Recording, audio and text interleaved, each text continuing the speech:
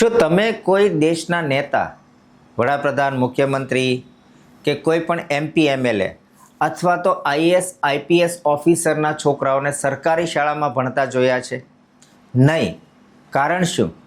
ખબર જ છે કે સરકારી શાળાની વ્યવસ્થાઓ એક તો બિલ્ડિંગ ખખડધજ હાલતમાં છે, ગમે ત્યારે સીલિંગ નીચે આવે, પીવાના પાણીની વ્યવસ્થા નથી, ટોયલેટ બાથરૂમ જોઈએ તો એકદમ ગંદા હોય છે, શિક્ષકો તો અપૂરતા જ છે, પૂરતા શિક્ષકો નથી, અને જે છે એમાંથી ઘણા ભાગના શિક્ષકો તો આવડત વગરના છે.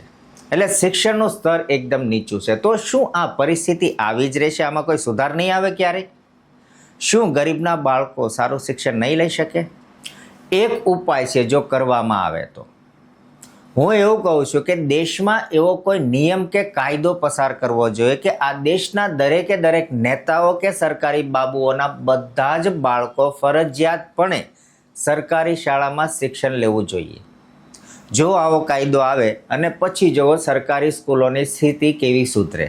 હાઈટેક બિલ્ડિંગ થઈ જશે, પૂરતી સુવિધાઓ હશે, મિડ ડે મિલ કયો કે પીવાનું પાણી કયો પૂરેપૂરું પૌષ્ટિક હશે, વોશરૂમો પણ સિનેમા થિયેટરો જેવા ક્લીન હશે અને શિક્ષણનું સ્તર આપોઆપ ઊંચે આવશે.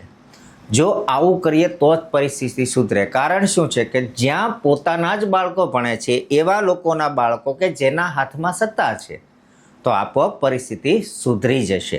જો આવો નિયમ આવે તો જ આ પરિસ્થિતિ સુધરે. આના વિશે તમારું શું કહેવું છે? નીચે કોમેન્ટ જરૂર કરજો અને આ વિડીયોને જાગૃતિ ફેલાવવા માટે મેક્સિમમ ટુ મેક્સિમમ શેર કરજો.